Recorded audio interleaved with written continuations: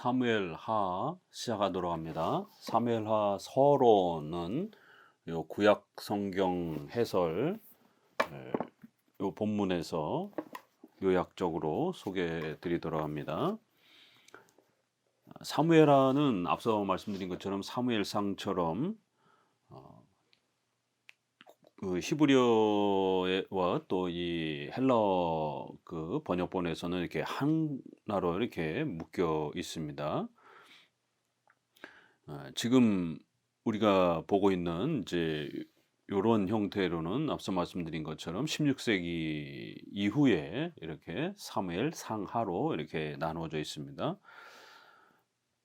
핵심 주제는 다윗 왕권의 확립, 다윗의 자손, 집, 나라, 다윗 언약, 왕국 언약, 메시아 왕국, 하나님의 나라, 기름 부음 받은 자 이런 메시아 이런 단어들이 이제 사무엘하에서 아주 중요하게 나오고요. 내용과 관련해서는 아브라함을 통해서 소개했던 자손 언약, 즉 예수님을 통해서 우리를 구원하시고 하나님의 자녀와 백성으로 만들어 주시는 메시아 왕국은 다윗 왕국과 언약을 통해서 완성됩니다. 1장에서 10장까지는 다윗 왕국을 통해서 예배의 질서와 조직 등을 완성하셔서 아브라함에게 주신 언약의 신실한 성취를 보여줍니다. 11장부터 24장 후반부는 다윗에게 약속하신 왕국 언약은 육체적인 왕국이 아니라 장차 오실 메시아 왕국의 상징적 의미임을 가르치기 위해서 다윗 왕국의 분열과 혼란을 제시하셨습니다. 육체적 왕국에 집착하지 않도록 외형적 왕국의 연약함을 보여주시면서 다윗으로 하여금 장차 올 메시아의 나라, 하나님의 나라에 집중할 수 있도록 하셨습니다. 결국 하나님의 나라와 왕국은 세우시는 분도 유지하시는 분도 영광 받으시는 분도 하나님 자신임을 이렇게 우리는 배울 수가 있습니다. 사무엘 상하 전체를 통틀어서 사실은 가장 중요한 핵심 구절이라고 한다면 사무엘하 7장에 있는 11절부터 16절까지에 있는 말씀입니다. 저는 내 이름을 위하여 집을 건축할 것이요 나는 그 나라 위를 영원히 견고케 하리라. 나는 그 아비가 되고 그는 내 아들이 되리라.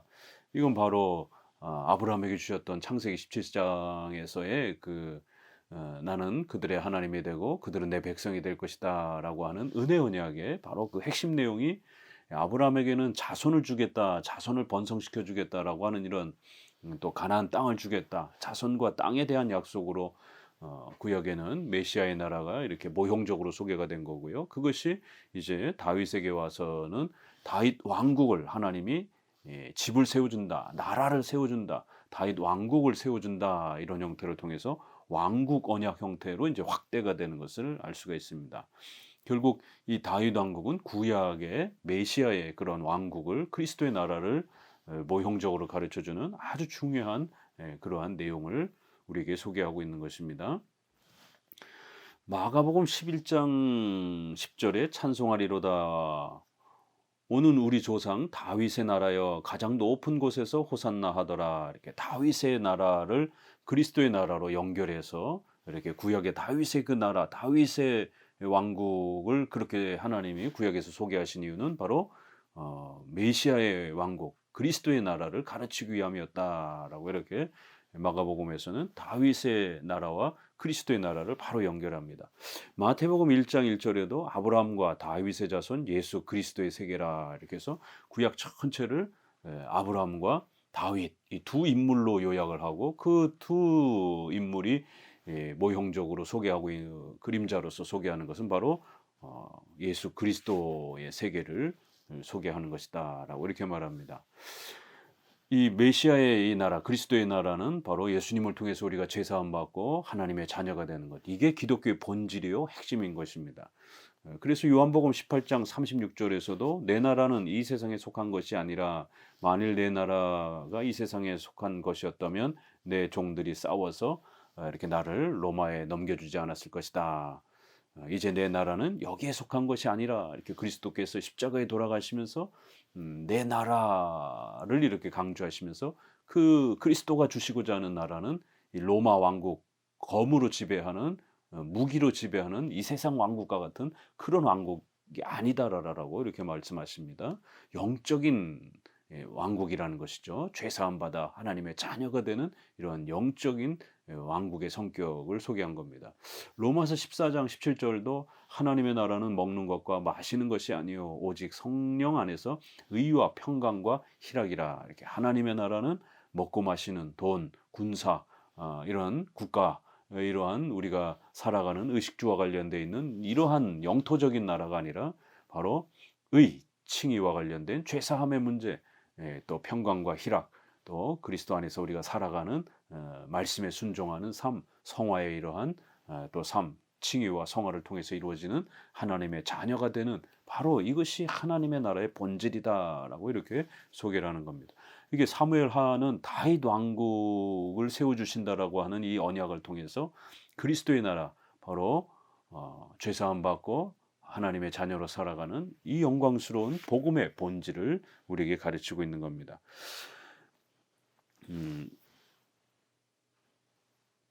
3장 특징 1항 왕국 언약은 무엇인가? 언약론.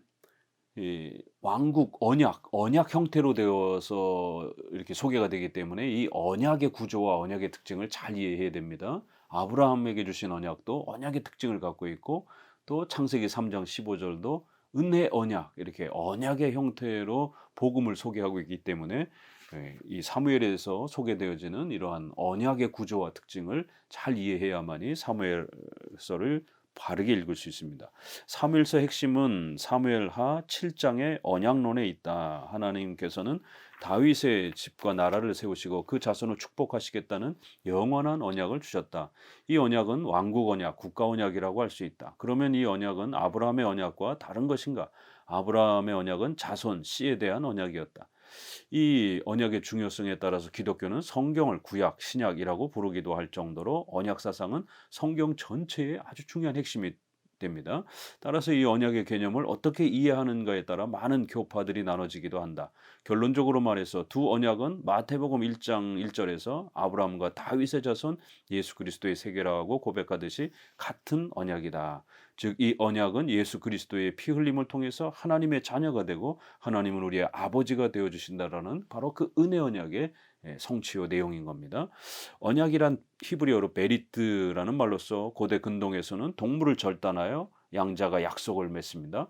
성경에도 보게 되면 아브라함과도 그렇고 이렇게 제사의 형식으로 약속을 맺습니다. 이것은 죽음의 맹세, 피 흘림의 약속을 의미한다. 갈라진 동물은 약속하는 자가 혹시 서약한 내용을 어길 때 그에게 내리는 저주를 나타내어 서로의 엄숙한 책임을 요구하는 표시이다.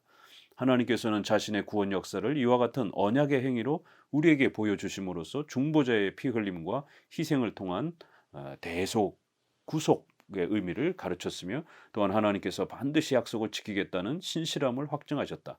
따라서 성경에서는 나는 내 조상의 하나님이니 아브라함의 하나님, 이삭의 하나님, 야곱의 하나님이라, 출애굽기 3장 6절에 이러한 표현들이 반복을 하고 있는 것은 조상을 통해서 이어지는 언약적 계승에 대한 강조적 목적입니다. 아브라함의 하나님, 이삭의 하나님, 야곱의 하나님, 이것은 바로 그들에게 주셨던 언약을 이렇게 표현하는 겁니다. 그래서 하나님이 아브라함과 세웠던 언약, 또 그걸 계승한 이삭, 그들에게 주신 그 언약을 하나님이 반드시 지키고 보존해 주시겠다라고 하는 그런 강조의 표현인 겁니다. 또 이렇게 약속을 해주시고 그 약속을 깨트리면 안 된다라고 하는 이러한 아주 엄중한 형태로 약속을 맺으시고, 또 하나님 편에서도 반드시 약속을 지키겠다라고 또 이렇게 강조하는 그러한 언약의 이러한 형태로 구약에서 복음의 이러한 놀라운 신비가 우리에게 가르쳐지는 것입니다. 자, 그럼 각 교파마다 이 언약론이 2000년 세대 동안에 어떻게 이제 가르쳐 왔는가를 좀 보면은요. 이 세대주의 언약 이 형태가 있습니다. 오늘날에 이 세대주의는 이단으로 이렇게 비판받고 있기 때문에 아주 조심하셔야 되고, 이런 극단적인 언약론들은 비성경적인 것입니다. 이런 형태를 과거에 제세례파가 종교개혁 시대 때는 또 그렇게 추구를 했고, 또 1세기 당시에는 이제 이러한 마니교라든가 몬타니즘이라든가 이런 이단들이 구약과 신약을 아주 극단적으로 대립 형태로 구약의 언약과 신약의 언약이 마치 다른 것처럼 이렇게 너무 대립적 형태로 설명하라면서 비성경적인 그러한 언약론을 제시했습니다. 제세례파도 대립적 형태로 보았고요. 오늘날에도 세대주의자들이 이렇게 구약과 신약을 아주 대립적으로 그렇게 설명을 하는, 그래서 신약만 강조하는 이제 이러한 언약론자들이 있습니다. 네, 구약을 무시하는 이제 이런 형태가 되는 것이죠. 유대주의자들은 구약만 강조를 하고 신약을 무시하는데, 이제 주로 기독교 계열에서의 이 언약론과 관련해서 잘못된 그러한 분파들은 주로 구약을 무시하고 신약만 극단적으로 강조를 하는 겁니다. 우리 개혁주의는 신약과 구약 균형 있게 강조합니다. 세대주의는 성경 전체를 7개의 언약 세대로 나눈다. 그러나 이 각 세대는 서로 연관성이 없이 독립된 언약 세대로 제시한다. 따라서 다윗의 언약은 선조들의 언약과 공통성이 없으며 실패한 언약으로 취급한다. 7개의 언약이 실패하고 다시 만들어지고 실패하고 다시 만들어지고, 그러니까 과거에 있는 이러한 언약들은 다 쓸데없는 것이고, 지금 마지막 7번째 그 언약이 무엇인가, 여기에 이제 집중을 하면서 신약에 초점을 강조점을 두는 방식입니다. 7세대는 첫 번째 무제 시대, 홍수 이전까지의 족장 시대를 말하고요. 두 번째는 양심 시대, 노아까지. 세 번째는 아브라함까지의 인간 통치 시대. 네 번째는 모세까지 약속 시대. 다섯 번째는 그리스도까지 율법 시대라고 표현하고, 여섯 번째는 이제 교회사 속의 이러한 시대를 은혜 시대라고 이렇게 하고, 그다음에 일곱 번째는 천년왕국 시대가 이제 도래한다라고 이제 이렇게 말합니다. 앞선 언약 세대는 실패한 시대고, 지금은 은혜와 성령 세대라고 하여 신비주의적 신앙을 강조하며 문자적 천년왕국을 강조하여 휴거나 종말 날짜 등을 제시하며 극단적인 이런 시한부적 종말론을, 휴거론이라든가 이런 걸 주장을 하면서 성도들의 삶을 파괴하고 성도들의 이러한 국가 사회의 이러한 일반 문화 생활들을 아주 극단적으로 배격하는 이러한 위험한 주장들을 합니다. 두 번째는 구속사적 언약론이 있습니다. 이것은 예수님 중심으로 언약을 이렇게 집중적으로 설명하려고 하는 방식인데요. 세대주의보다는 그래도 좀 낫지만, 그러나 우리 개혁주의 입장에서는 또 문제가 있는 이제 그런 방식입니다. 주로 루터파, 또 경건주의, 오늘날 복음주의권의 대부분이 이렇게 예수님 중심으로 이렇게 보려고 합니다. 또 이러한 분파를 성경 신학파라고 해서 언약 중심으로 전체를 본다 그래서 언약 신학을 지나치게 강조하는 형태고, 성경 신학파라고 하는 이름으로 그렇게 많이 알려져 있습니다.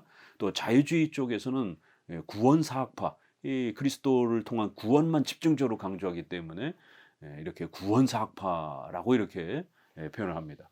루터파 경건주의는 예수님의 신성과 인성을 인정하면서 삼위일체를 좀 등한시하고 예수님만 강조하면서 이렇게 구속사 중심, 구원 중심, 그리스도 중심 이렇게 해서 문제가 되는데, 자유주의인 이 칼바르트 신학의 영향을 받은 이 구원사학파는 예수님의 신성을 이렇게 부정하는 형태로 인성만 강조하면서 이렇게 또 그 인성을 통한 그런 그리스도의 모범적인 그러한 이런 행동을 본받는 이런 것을 우리가 구원으로 이렇게 이들은 이야기를 합니다. 그래서 그들을 구원사학파라고 그러는 겁니다. 시중에 보게 되면 구속사 중심의 성경 이해, 뭐 구원사 중심의 성경 읽기, 뭐 구속사 중심의 성경 전체 뭐 읽어보기, 뭐 이런 식의 제목으로 많이 소개가 되어 있는데, 일부분은 예수님을 소개하니까 옳지만 우리 개혁주의에 있어서는 삼일체를 중심으로 해서 우리는 소개하는 방식이라 차이가 있어서 주의해야 됩니다. 이 구원 계시의 우선 발전성 1번을 먼저 살펴보면요. 일부의 복음주의 교단에서는 구약과 신약 전체를 예수님 중심의 구속사적 언약으로만 이해한다. 분명히 예수님을 소개하는 건 중요해요. 그러나 그것만 강조하면 안 된다라는 겁니다. 예수님을 중심으로 언약을 구원사적으로 소개하는 것은 성경의 구원론과 기독론을 드러내는 장점이 있다. 하지만 성경 전체의 체계를 기독론 중심으로 보는 방식은 성경의 균형성을 무너뜨린다. 특히 성경론, 교회론, 종말론과 같은 중요한 체계들이 무시되고 7대 교리가 무너지는 거죠.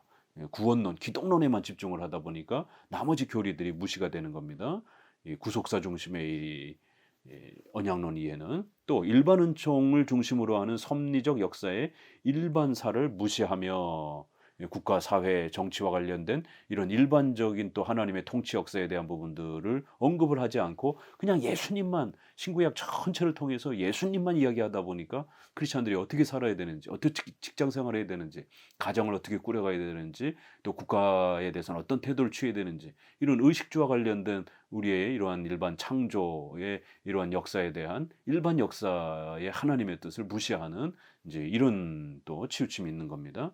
또 신론의 삼위일체에 있어서도 예수님만 강조되어 성부, 성령이 소외되는 편협한 신학을 구성합니다. 또한 이들은 언약 사상을 기독론 중심으로 한 계시의 발전성에 기초하여 이렇게 설명을 합니다. 신구약의 언약론을 이러한 그 구원의 이러한 그 계시의 발전 중심으로 이렇게 접근합니다. 그러나 우리 칼빈주의는 점진성 개념으로 접근합니다. 발전 개념과 점진 개념은 좀 차이가 있습니다. 발전 개념은 옛날 게 나쁜 거고 새로운 게 좋은 이런 대립 개념이 강합니다. 신약과 구약을 지나치게 대립 개념으로 보는 방식이 세대주의에 있는 것처럼 여기서도 이렇게 옛날 건 나쁘고 새로운 게 신약이 더 좋은 것처럼 이렇게 발전 개념으로 계시의 발전성을 너무 지나치게 강조를 하면서 구약이 자연적으로 무시가 되는 이런 일이 벌어집니다. 그러나 우리 개혁주의는 분명히 언약의 이런 역사성이 시간이 흐르면서 신약으로 흐르면서 그리스도가 오시고 또 구원의 계시가 완성이 되고 이런 부분에 분명히 역사성이 있다라는 것을 우리는 인정합니다. 그러니까 그러한 역사성을 인정하지만 그러나 점진적으로 그 계시가 더욱 완성되고 확대가 되는 것이지 구약은 다 지나간 거니까 나쁜 거고 신약만 더 좋은 것이다. 이런 식의 대립 개념이 아닌 겁니다. 구약은 구약대로 분명히 하나님이 아브라함과 다윗을 통해서 구원의 이러한 계시를 하는 내용이 있기 때문에 우리가 구약을 또 소중하게 여겨야 되는 겁니다. 점진적으로 이렇게 확대가 되는 거예요. 그러니까 옛날 것도 그 나름대로의 가치와 효력이 분명히 있고 또 새로운 건 새로운 것대로의 가치가 있는 겁니다. 이렇게 점진적으로 그 언약이 확대되는 걸로 이런 식으로 계시의 시간의 흐름과 역사를 이해를 해야 되지 발전의 개념에 이렇게 집착하게 되면 발전이란 발전되기 전에 옛날 거는 나쁜 거 발전되고 난 이후의 거는 더 좋은 것 이런 식의 대립 개념이 너무 강해져 버립니다. 계시의 발전성이란 다윗의 언약과 선조들의 언약은 기독론에서만 통일성이 보존되고 나머지는 쇠퇴한 언약의 내용으로 취급하는 것이다. 구약은 이제 뒤떨어졌다 이런 개념이 돼버리는 거죠. 이것은 아브라함과 모세, 다윗 등의 언약이 구속사적인 통일성을 이루며 후대의 언약적 계시가 계속 발전적으로 진보하는 방식이다. 이런 원리 때문에 구약의 많은 신적 계시의 내용들이 소홀히 취급되거나 아예 제거된다. 즉 구약의 윤리규범이나 십계명을 중심으로 한 성화나 의식법과 정치법을 통한 하나님의 뜻을 계시하는 내용들이 언약의 발전 원리 때문에 제거된다. 따라서 구약은 단지 예수님을 소개하는 도구로만 이해하는 율법의 제1용법, 죄를 지적하는 이 부분만 강조하고 결국 구약을 무시하게 되는 이제 이런 일이 벌어집니다. 우리 칼빈주의처럼 율법의 이용법, 인간의 양심 속에도 율법을 심어주셔서 그 죄가 더 창궐하지 못하도록 죄를 억제하는 기능. 그래서 보편 사회적인 문화와 인류 역사에서 생겨진 규범인 도덕 규범과 법의 이런 질서들을 우리가 악의하지 않고 일반 은총이라 이렇게 말하는 겁니다. 그래서 그런 일반 은총 속에서 우리가 사용할 수 있는 많은 제도와 병원, 학교, 교육, 국가 이런 부분들을 우리는 얼마든지 하나님의 은총으로 사용하는 겁니다. 그런데 이제 예수님만 강조하게 되면 이렇게 성경을 통해서 우리의 죄만 지적하는 이러한 쓰임만 율법의 쓰임을 바라보다 보니까 결국 일반사가 등한시되어지는 예수님만 강조하는 그 죄에서 우리를 구원하는 예수님만 강조가 되는 이런 이제 치우침이 있게 되는 겁니다. 이게 루터가 이신칭에만 지나치게 강조하다가 결국 그 신학의 체계가 편향적으로 이렇게 기울어 버린 겁니다. 칼빈주의처럼 신학 전체가 체계적으로 이렇게 건강하지 못하다라는 것이죠. 예수님을 중심으로 하는 구속사적 언약 이해는 이미 루터가 자신의 신학을 오직 이신칭에만 두었던 방식이다. 루터는 예수님 중심으로 신구약 전체를 체계화하려고 했기 때문에 예수님을 적용할 수 없었던 구약의 에스더서, 신약의 야고보서 등은 별로 가치가 없는 것으로 취급하기도 했다. 이런 약점은 18세기 이후 독일을 중심으로 일어난 자유주의자들이 역사적 예수에만 초점을 두고 신구약 전체를 이해하려는 시도와 연결된다. 결국 독일의 이러한 그 루터파의 신학이 아주 빈약하다 보니까 거기서 신비주의, 체험주의도 나오고 이성주의를 강조하는 자유주의도 독일을 중심으로 해서 18세기 이후에 아주 폭발을 하게 되는 이유도 이렇게 신학의 체계가 약하면 이제 이런 일이 벌어지는 겁니다. 또 20세기에 일어난 바르트도 자신의 모든 사상을 기독론 중심으로 체계화했다. 그는 예수님을 역사적 예수와 초역사적 예수로 구분했다. 역사적 예수는 신화로 취급했기 때문에 신앙적으로 재해석된 캐리그마 예수만을 강조했다. 이런 캐리그마적 예수를 중심으로 신구약 전체를 보려고 했다. 이후에 이 방법을 좀 더 발전시킨 사람들은 구속사 학파이며 대표적으로 오스카 쿨만이다. 이들은 기독론 중심으로 구약의 언약을 이해하는 구속사만 강조하여 일반사를 부정해 버렸다. 자유주의자들 안에도 이렇게 예수님의 인성만 강조하면서 예수님이 훌륭한 도덕 선생님으로서 사회의 모범이 되는, 그래서 그 예수님을 본받고자 하는 사회정의와 인권, 윤리 이런 것만 집중하면서 어찌됐든 그리스도 중심으로 그리스도를 사회 리더 또 도덕 교사처럼 이렇게 그리스도만 강조하는, 그리스도의 인성만 강조하는 이제 이런 자유주의자들의 또 함몰이 있는 겁니다. 또 최근에 와서는 이제 현대에 와서는 또 이런 경향이 페더럴 비전이라고 하는 그 노만 셰퍼드 목사와 같은 웨스트민스터에서 신학을 가르쳤던 노만 셰퍼드가 결국 이 언약론을 잘못 이해해서 루터파적으로 이해를 한 거죠. 웨스트민스터는 우리의 칼빈주의 신학교의 아주 소중한 개혁주의를 표방하는 훌륭한 신학교인데도 불구하고 웨스트민스터도 이제는 많이 망가져 가지고 바르트 신학이라든가 자유주의 신학이 많이 들어와서 이렇게 노만 셰퍼드 같은 이제 이런 사람이 결국 언약론을 대립적인 형태로 이제 이렇게 주장을 하면서 페더럴이라는 말이 언약이라는 말입니다. 커버넌트라는 단어도 있지만 또 페더럴, 연방, 연합, 언약 이렇게 그 페더럴이라는 단어도 언약이라는 개념으로 많이 씁니다.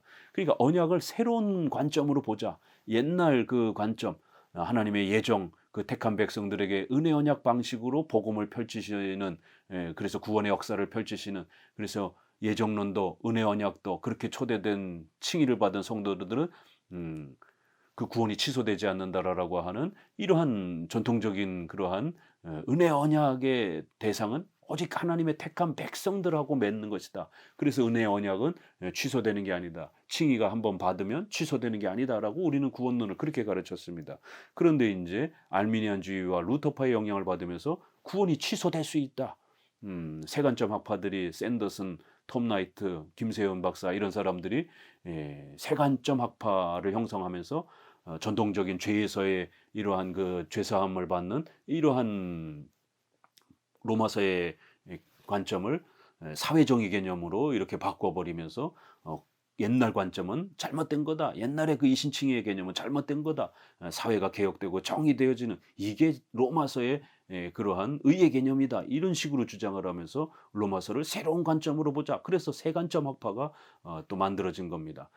그래서 칭의가 취소될 수 있다. 이런 사회정의에 관심을 갖지 않고 열심을 내지 않으면 나태해지면 다시 칭의가 취소된다. 그래서 이제 우리 개혁주의에서 저들을 유보적 칭의론자들, 이들은 바로 알미니안주의, 로마 카톨릭이 가르쳤던 또 반펠라기오스주의자들이 가르쳤던 신인 협력주의를, 인간의 행위 공로주의를 가르치는 그런 방식입니다. 그래서 우리가 열심히 해야만이 구원을 우리가 보태야만이 구원을 받을 수 있고, 구원 받은 다음에도 우리가 계속 열심히 하지 않으면 다시 지옥에 떨어지는 인간의 공로와 행위에 따라서 구원 여부가 결정이 되는 이런 식으로 주장을 한 것입니다. 이 페더럴 비전, 새 언약 관점 정도로 이렇게 표현할 수 있습니다. 이 16세기의 제세례파, 구원받았다가도 취소될 수 있다라고 하는, 또 17세기의 침례교, 이렇게 은혜 언약이 취소될 수 있다라고 이렇게 주장을 하는 이런 주장들 다 여기서 이때부터 나온 겁니다. 그리고 17세기의 회중파, 이 회중파도 은혜 언약을 분명히 강조하긴 합니다. 그러나 그 은혜 언약이 취소될 수 있는 것처럼 이렇게 회중파 청교도들의 이러한 그 글에는 이 은혜 언약을 장로교처럼 예정론에 기초해서 철저히 이렇게 설명하지 않습니다. 가짜들은 당연히 아예 취소가 되는 게 아니라 그들은 은혜 언약에 들어오지 못한 겁니다. 어 진짜 하나님의 택한 백성들은 반드시 그 은혜 언약으로 초대가 되고 그들의 칭의와 구원은 취소되지 않는 거예요. 그런데 인제 세례나 유아 세례 받은 자들이 중간에 배교하고 또 이렇게 타락하는 인제 이런 것을 너무 이렇게 그 가짜에 대한 염려를 비판적으로 이렇게 회중파도 그렇고 침례교도 그렇고 이렇게 예 교회 안에 가짜들이 너무 많다. 그러기 때문에 그들의 세례, 유아 세례를 받았어도 그들은 여전히 다시 지옥에 떨어질 수 있다. 이런 식으로 세례론과 은혜 언약의 외적인 표시는 인제 세례로 표시를 해 주는 것이죠. 구원받은 것에 대한 표시로. 그래서 유아 세례나 이러한 부분들을 아주 강하게 비판하는 자기 스스로 신앙 고백해야만이 또 그 신앙 고백도 죽을 때까지 아주 완벽하게 꾸준히 유지해야 아 구원이 보증이 되는 이런 식의 형태로 은혜 언약을 세례론과 연결해서 설명을 하다 보니까 결국 중간에 성도가 시험에 들고 연약해지면 다시 지옥에 떨어지는 것처럼 이렇게 은혜 언약 취소론이 이렇게 많이 소개가 됐던 것입니다. 특별히 그 회중파의 코케우스가 17세기에 언약론을 집대성한 굉장히 유명한 인물입니다. 그 코케우스가 바로 그의 스승인 윌리엄 에임스, 윌리엄 에임스의 스승은 바로 퍼킨스 이렇게 이어지는 겁니다. 그 에임스가 영국 사람이기 때문에 영국의 제자들은 존 오웬, 토마스 굿인 이런 사람들이고 프라네커 대학으로 유럽으로 또 이렇게 또 생애 후반기에는 가서 사역을 했기 때문에 그 유럽의 제자가 코케우스인 것입니다. 이 코케우스는 은혜 언약을 구약은 간과의 형식으로 지나침의 형식으로 용서를 받는다. 신약은 완전한 용서로 용서를 받는다. 이렇게 해서 은혜 언약에 대해서 구약에는 마치 없는 것처럼 제세례파는 아예 없다라고 주장을 하는 거고 그렇지만 인제 회중파 코케우스는 있기는 있는지 아주 희미한 간과의 형태로 이렇게 지나치는 형태로 그 용서가 아주 효력이 부족한 이런 방식으로 존재하긴 한다. 신약만 완전한 용서다. 바로 히브리서 11장 39절 40절에 구약은 증거를 받았으나 신약은 약속을 받았다. 이거를 이렇게 칭의가 없는 것처럼 이렇게 주장을 한 겁니다. 우리 장로교는 이 구절을 칭의의 본질은 분명히 남아 있지만 외적인 형식, 구약의 제사의 형식 이런 부분과 신약에는 예수님이 십자가에 실제로 돌아가시는 이런 부분에서의 이런 외적인 그 통치 방식의 차이를 우리는 설명한 겁니다. 본질이 칭의와 구원의 이러한 본질이 차이가 나는 걸로 우리는 해석하지 않았습니다. 이런 코케우스의 잘못된 또 이러한 은혜 언약론 방식이 오늘날 회중파 청교도를 추구하는 또 많은 분들에게 또 그렇게 계승되고 있습니다. 오늘날 회중파를 가장 옹호하는 이러한 현대 학자는 로이드 존스입니다. 그래서 로이드 존스의 은혜 언약론도 상당히 이렇게 부실하고 조심해서 우리가 읽어야 되는 우리 장로교회의 예정론을 토대로 해서 은혜 언약론을 설명하고 그 은혜 언약의 표시로서 세례와 유아 세례를 설명하는 이런 구조하고 좀 다릅니다. 자, 2번 구원 계시의 점진성. 우리 개혁주의 것입니다. 개혁주의는 보편적으로 구원 계시의 발전 개념보다는 신약의 통일성을 강조하는 방식으로 계시의 점진성을 강조한다. 물론 언약적 계시가 발전하는 내용이 있지만 그러나 그것은 앞선 선조들의 언약적 쇠퇴를 전제로 하는 발전이 아니라 오히려 성경은 앞의 언약을 토대로 계속 확대 성장하는 방식의 점진성이다. 아브라함의 언약은 모세의 언약을 낳게 했고 모세의 언약은 다윗의 언약으로 더욱 확대된 것이다. 또한 계시의 점진성을 기초로 언약의 점진적 확대를 언급하지만 기독론과 구원론 중심이 아니라 삼위일체와 일반사와 구원사를 함께 세우는 방식이다. 따라서 에스더, 야고보서 등은 예수님의 내용이 없다고 제거할 것이 아니라 또한 다양한 제사의식과 관련된 의식법과 정치법도 무시되거나 제거될 것이 아니라 그 속에 담긴 하나님의 뜻과 신앙과 윤리적 규범을 오늘날에도 삶의 규범으로 삼는 율법의 제3령법을 강조한다. 이렇게 차이가 있다라는 겁니다. 이항 개혁주의 언약론을 이제 좀 더 살펴보면은요, 특별히 이 언약의 통일성과 차이점 부분을 좀 더 집중적으로 잘 이해해야만이 언약론을 이해할 수 있습니다. 1번의 이러한 언약의 형식, 구속의 언약. 첫 번째는 구속의 언약. 이것은 삼일체 하나님이 영원 세계 속에서 우리를 구원하기 위한 그러한 언약을 맺으신 그러한 언약으로 소개가 됩니다. 두 번째는 행위 언약. 이것은 본질적으로 은혜지만 하나님께서 아담과 행위를 조건으로 맺은 언약이다. 이렇게 선악과를 먹지 말라. 먹으면 정령 죽으리라. 이제 이것을 말합니다. 그래서 그 본질은 은혜적 성격이지만 형식은 아담의 행위, 순종의 조건으로 삼았기 때문에 우리가 통상 신학 용어로 행위 언약 이렇게 표현합니다. 은혜 언약은 본질에 있어서도 하나님이 우리에게 주시는 은혜적 성격이고 형식도 우리가 행위 언약을 지키지 못하기 때문에 메시아인 예수님이 오셔서 대신 지켜주시는 또 죄값을 치러주시는 이러한 은혜적 성격이 강하기 때문에 통상 은혜 언약이다 이렇게 표현합니다. 행위 언약의 파괴 후 언약을 지킬 수 없는 인간을 위해서 하나님께서는 예수님을 보내주셔서 인간의 죄를 해결해 주시겠다는 전적인 은혜 언약을 하셨다. 자, 그러면 이제 크게 이번에 언약의 특성, 통일성과 차이성을 한번 보면은요. 첫째, 언약의 통일성. 웨스트민스터 신조 7장 언약론에서 7장 6항에 하나의 동일한 은혜 언약이 있다. 그리고 구약, 신약 이렇게 두 개의 그러한 통치 경륜의 차이가 있다. 그 외적인 통치 형식은 구약과 신약으로 나눠지는 거예요. 제사 시대와 제사가 없는 시대. 그러나 구약이나 신약이나 은혜 언약을 통해서 우리가 칭의받고 구원받는 하나님의 자녀가 되는 이 은혜 언약의 복음의 효력은 동일한 겁니다. 또 11장 6항의 칭의 부분에서도 신구약의 칭의는 하나요 동일하다 이렇게 통일성을 많이 강조한 겁니다. 개혁주의 언약론은 신구약의 통일성을 기초로 한다. 구원의 교회론의 이런 본질에 있어서 기독교 교리의 본질에 있어서 통일이 있다라는 거죠.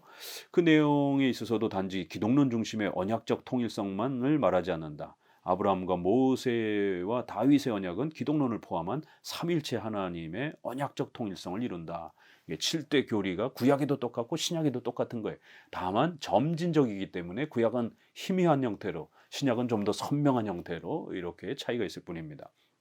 또 우리는 삼일체가 구약에서도 삼일체 하나님의 역사요, 신약에서도 삼일체 하나님의 역사로 이렇게 통일성 있게 가르쳐지는 겁니다. 2번 두 번째 언약의 이제 통일 차이성을 한번 보면은요. 개혁주의 언약론은 언약의 통일성을 기초로 하지만 그렇다고 신구약의 언약적 차이성을 무시하지 않는다. 말씀드린 것처럼 구약은 제사의 이런 형식을 갖고 있는 겁니다. 그래서 히브리서 8장에 있는 것처럼 모형과 그림자, 또 히브리서 9장에 육체의 예법 개혁할 때까지만 맡겨둔 것이다라 이렇게 성전과 그 많은 제사들을 이야기하면서 그것은 예수님이 올 때까지만 사용하는 거다라고 이렇게 차이를 이야기한다라는 겁니다. 자, 큰 이제 세 번째 다윗의 간음죄에 대한 용서의 성격은 이제 우리가 어떻게 이해되는가? 여기에 있어서 이제 이 칭의와 관련해서 이 다윗의 이제 이러한 그 잘못과 관련했을 때 이 완전 용서냐 부분적 용서냐 이제 이러한 이제 논쟁이 납니다. 사무엘 하에는 다윗이 바세바를 간음한 사건이 나온다. 그런데 여기서 다윗이 나단에게 이르되 내가 여호와께 죄를 범하였노라 하며 나단이 다윗에게 이르되 대답하되 여호와께서 당신의 죄를 사하셨나니 죽지 아니하려니와 이 일로 인하여 여호와의 원수로 크게 회방할 거리를 얻게 하였다. 이렇게 용서는 받았는데 분명히 회방할 거리 뭔가 심각한 또 이러한 아킬레스건과 같이 당신 집안에 이제 하나님으로부터 징계와 책망을 받는 어떤 또 기회가 됐다라고 이제 이렇게 책망을 합니다. 즉 다윗의 간음 사건에 대해서 하나님은 무조건적으로 용서하셨는가? 아니면 이 뒷부분에 남겨놓은 원수로 해방할 거리, 그래서 하나님이 당신의 가문을 책망하실 것이다라고 하는 이 책망은 도대체 뭔가? 분명히 용서받았는데, 죄를 사함받았는데 남은 그 책망은 또 뭔가? 그러면 이게 조건적으로 용서를 받은 것인가? 이런 것에 대한 고민이 있는 겁니다. 그랬을 때 이제 반펠라교스 로마 카톨릭 또 그 다음에 알미니안주의자들은 이 다윗의 이제 이런 사건을 끌어다가 봐라, 부분적으로 용서받은 거다. 하나님이 우리를 용서할 때 완전히 용서하시는 게 아니라 반만 용서하고 반은 우리의 행위의 공로로 열심히 우리가 채워야 된다. 그리고 유지시켜야 된다. 이 신인협력주의적 구원론을 제시를 하는 겁니다. 그러나 우리 칼빈주의는 완전히 용서됐다라고 말하는 겁니다. 그러면 그 뒤에 책망의 표현은 뭔가? 그건 성화적인 책망이라는 거예요. 이제 이런 부분이 차이가 나는 겁니다. 자, 그럼 로마 가톨릭은 어떻게 이해하는가? 1번 로마 가톨릭의 보석 용서 개념, 이 조건부 용서라는 게 이제 그들이 보석 값을 우리가 이제 보석금을 치르다 그랬을 때 그 보석이라는 단어입니다. 그래서 우리가 일정 부분 선행을 통해서 종교 생활을 통해서 값을 보태야 된다라는 이제 이런 보석 교리가 나옵니다. 그들은 칭의적 관점에서 이 사건을 이해하는 겁니다. 그래서 아직 용서가 덜 됐다라는 식으로 이제 후반부의 그 내용을 이제 그렇게 이야기하는 겁니다. 로마 가톨릭은 죄를 큰 죄와 작은 죄로 나누며 세례 전의 죄는 세례로, 세례 후는 고해성사로, 고해성사로 해결하지 못하는 죄는 연옥에서 용서받는다고 한다. 특히 좁은 의미의 보석은 고해성사의 구성 요소로 고해사제에 의하여 부과된 기도나 선행으로 구성되어 있으며 죄사함을 받거나 용서를 받은 데 대한 대가로 지불한다. 그러므로 가톨릭의 보석은 고해성사의 본질적인 요건의 하나로서 이미 지은 죄로 인한 현세와 연옥에서 받는 임시적 벌, 이걸 잠벌이라고 하는데 이 영벌은 지옥에서 또 이렇게 받습니다. 이렇게 구별해요. 그래서 연옥에서 받는 임시적인 벌을 갚는 조건적인 대가이다. 세례받기 전에 범한 죄는 세례 성사로서 그 벌까지도 다 용서받지만 세례 후에 범한 죄는 고해 성사로서 용서받는다. 그러나 그 죄의 벌까지도 다 용서받은 것은 아니고 지옥벌만 용서받았을 뿐 잠벌은 남아 있다라는 거예요. 죄의 어떤 그 내적인 거는 용서받았지만 외적인 형벌, 꾸중을 받아야 되는 그런 열매, 외적인 것들은 남아있는 이런 잠벌은 남아있다. 이렇게 잠벌이란 영원한 벌에 대하여 일시적인 벌 혹은 연옥의 벌이라는 뜻이며 이는 인간 자신이 갚아야 하는 것이므로 자연히 보석이라는 것이 필요하다. 또한 참된 회개는 죄의 보석과 생활 개선까지 끼친 손해의 보상으로 완성된다. 교회법에 의하면 고해 사제는 참회자의 여건에 유의하여 죄의 질과 양에 따라 유의하고 적당한 보석을 부과하고 참회자는 그 보석을 본인이 몸소 이행해야 한다고 규정하고 있다. 따라서 가톨릭은 다윗의 아들이 죽은 것에 대해서 죄는 용서됐지만 벌은 남아있기 때문에 이 형벌을 받는 것으로 해석한다. 그래서 이 형벌을 제대로 치르지 못하면 완전한 칭의가 이루어지지 않는 첫 번째 칭의, 두 번째 칭의 이런 점진적 단계적 칭의로 이렇게 주장을 하면서 우리 개혁주의의 단 한 번 완성적인 불변적인 이러한 칭의론과 대립이 되는 겁니다.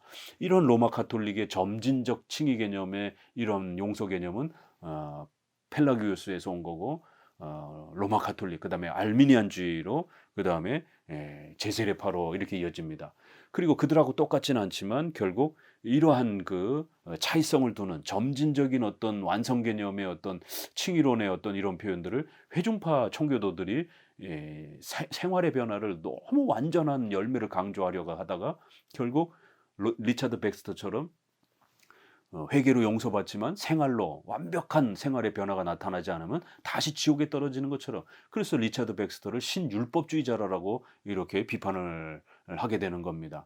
은혜로 구원받는 게 아니라 행위로 구원을 유지해야 되는 것처럼 첫 번째는 은혜로 구원받았지만 두 번째 행위로 계속 유지를 못하면 완성이 되지 않는 것처럼 1단계와 2단계 이런 칭의 개념이 청교도들 안에 들어온 겁니다.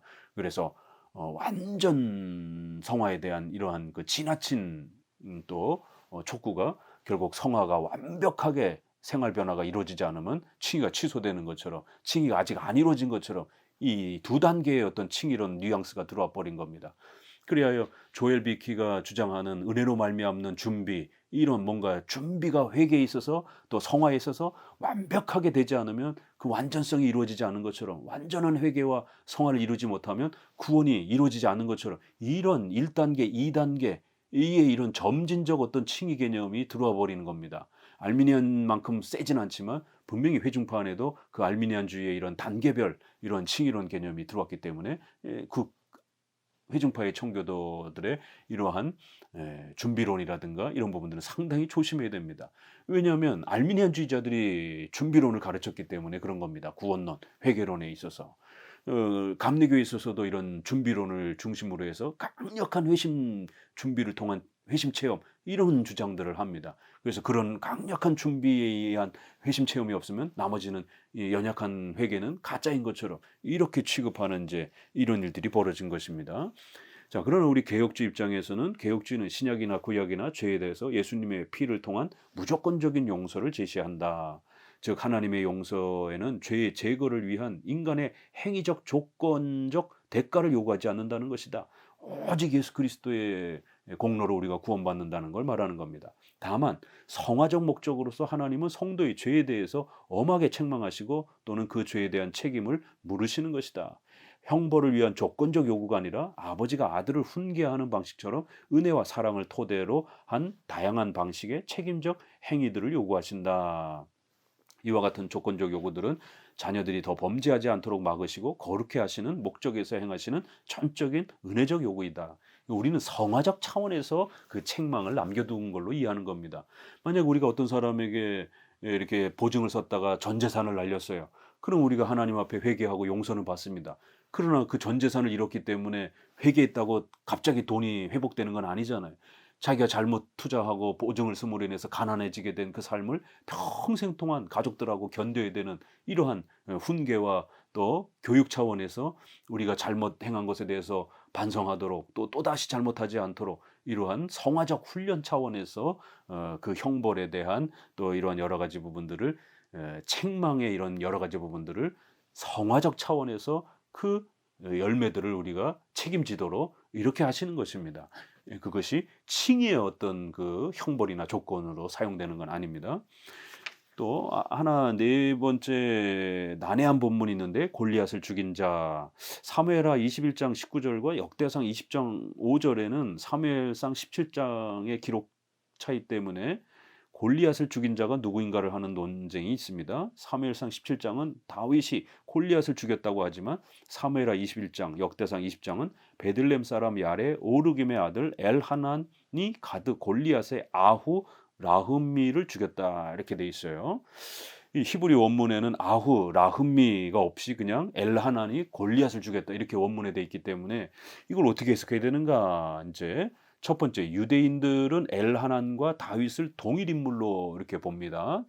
성경에는 이름이 여러 가지가 이렇게 많이들 있기 때문에 자유주의자들은 엘하난이 골리앗을 죽인 것으로 이제 이렇게 직접적으로 보기도 하고요. 자, 그러면 이제 우리 개혁주의는 조금 다양하게 필사하는 베껴 쓰는 과정에서 실수하는 것으로서 이렇게 에트와 베트의 그 약간의 차이가 있는데 그거를 필사하는 과정에서 실수가 발생한 걸로 보기도 하고요. 그래서 이 골리앗을 이렇게 죽인 것으로 이렇게 보는 것이죠. 그러나 이제 그 부분이 약간 이제 이렇게 그 필사에 오류가 있다라는 것. 두 번째는 두 본문을 두 개의 다른 사건으로 또 이렇게 보기도 하는 겁니다. 사무엘하에서의 골리앗 21장은 그 골리앗은 다른 인물이라는 거예요. 골리앗의 가족을 말하는 겁니다. 그래서 골리앗의 그 가족들이 복수를 하려고 덤벼들었을 때 이제 다윗의 부하들이 이제 이 골리앗의 가족들을 죽인 것이다라는 거죠. 왜 그러냐면 우리가 가문 이름이 영어에도 퍼스트 네임이 있는 것처럼 이렇게 골리앗이라고 하는 이름이 그 가문의 이름으로 쓰여져서 이렇게 그 일가 친척들, 형제들, 사촌들 이런 사람들도 골리앗으로 이렇게 불려질 수 있는 그래서 이제 우리 개혁 성경은 동생 라흐미라고 이제 이렇게 의역 형태로 이제 이렇게 번역을 해 놓은 겁니다. 자, 사무엘하 핵심적인 부분들을 먼저 소개해 드렸습니다. 감사합니다.